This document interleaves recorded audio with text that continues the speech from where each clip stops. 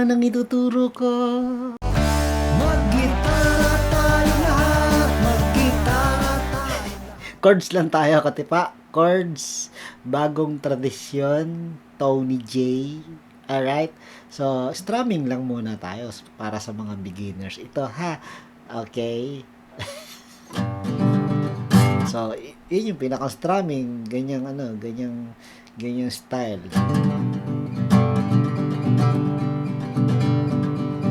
Pero, katipa, itong i-dictate ko, itong ibabanggitin ko mga chords. Ito rin naman yung pwede mong gawin sa pag finger picking, sa pagpa-plucking. Kumbaga, tuturo ko yung kung paano tipain yung mga chords.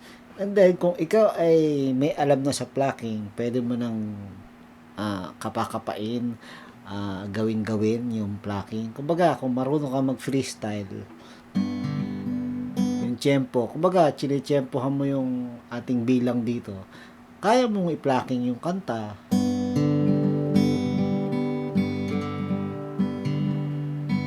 Ang mahalaga, nauumpisahan mo ng pag-aralan yung chords na napakadali lang din naman. Alright? So, yun ang intro. G lang tayo, G. Pero makikita nyo dyan sa screen yung mga mahahalagang kailangang mapatunog na andyan. Kung yun napapasin, yung pinakang first string naka-X, kasi hindi nga yata pinatunog sa plucking yun eh. Parang naitsapwera yung first string, katipa. So, sa ating pagtugtog, pag strumming, although strumming, ganun na rin ang tipa, okay? Hindi natin binibigyan ng pansin ang first string. So, kung G, pwedeng ganyan na lang, hindi na yung ginaganto natin G, kompleto or ganito, okay? Ganyan na lang, kasi pwede namang hanggang second string lang ang patunogin. Ganon, ang bilang, etong umpisa, puro G. So, magbilang tayo ng 8 beses. Ibig sabihin ay 1, 2, ganyan, 3, 4, 5, 6, 7, 8. Tapos kakanta nung ngayong taon. Alright? So, ganon, ang intro natin, ha? So, ganyan lang. Strumming, talagang sunod-sunod na down up na mabilis na ganyan.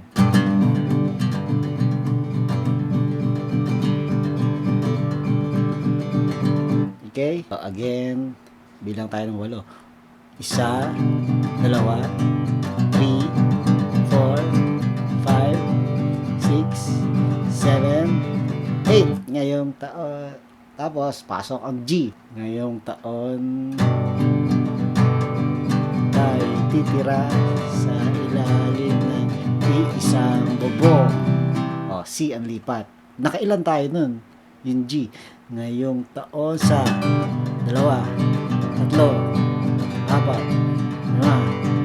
6. Yun, 6. Katipa. After ng 6, lilipat ka sa C. So, again, C major 7 actually. C major 7. So, chapera na natin yung 6 string, hindi natin kailangan. Although, pwedeng kumpleto, di ba? C major 7 hanggang open first string.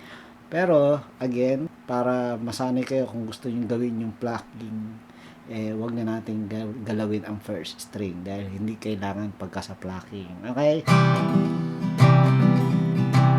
So, after ng 6, iisang bubong, 3, 4. Yun, after ng 4. At di na malungkot ang iyong Pasko. Doon, sa part na yon ay dito tayo. F. At di na malungkot. And then E minor. And then D.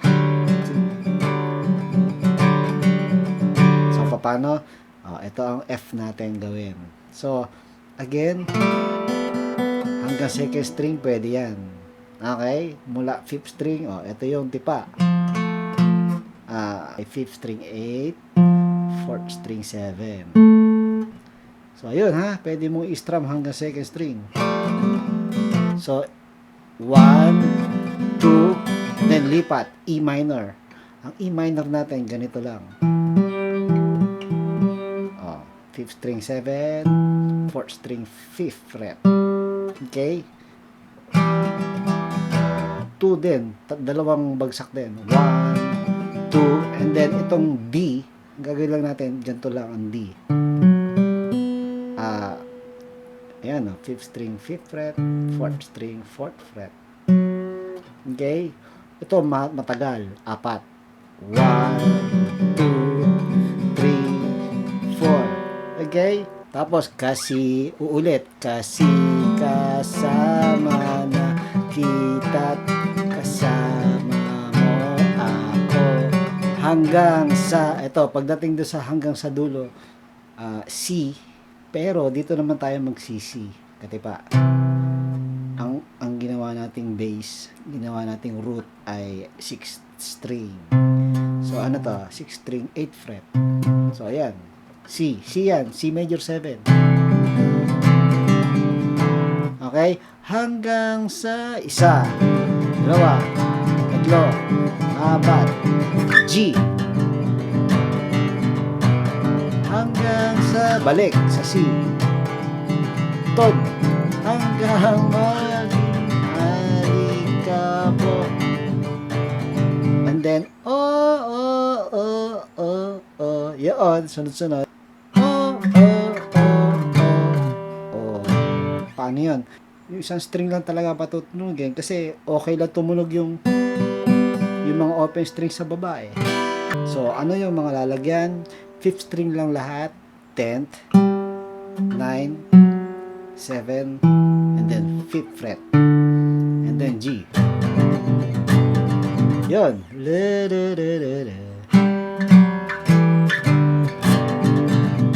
Okay? Ngayon, halos na ituro ko na lahat. Yung time, yung ano na lang, yung kung saan ipapasok na lang yung mga naituro ko. So, itong ano ha, iingatan nyo lang yung 6th string ha, at hindi kailangan yan. 2, 3, 4. Ito, at maluluma, dun ulit tayo sa F. At maluluma. Okay? Diba? Ulit. Pero hindi magbabago hanggang sa, alam mo na po, dulo. Hanggang abo. Buntod. Ali,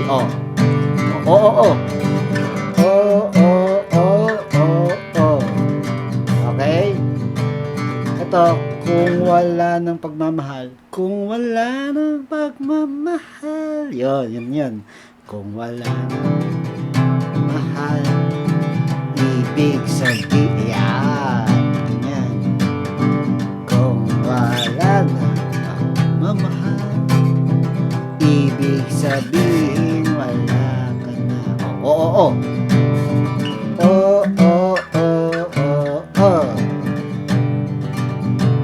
Hanggang sa dulo.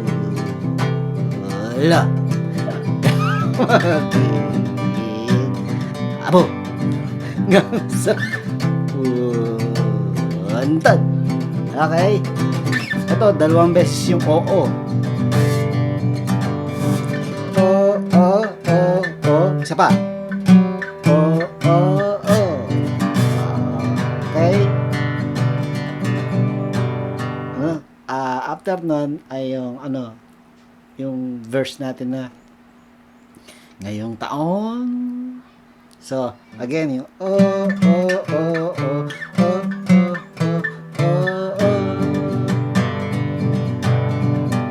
ngayong taon. Yan. Tayo titira sa ilalim ng iisang bubong. Titigil ka sa C. Isang patak. Tapos na iyon.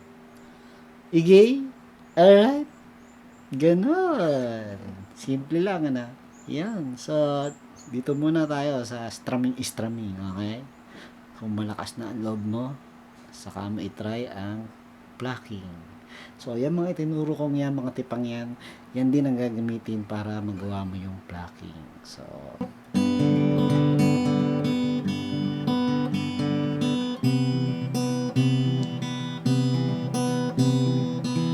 paring doon, here appear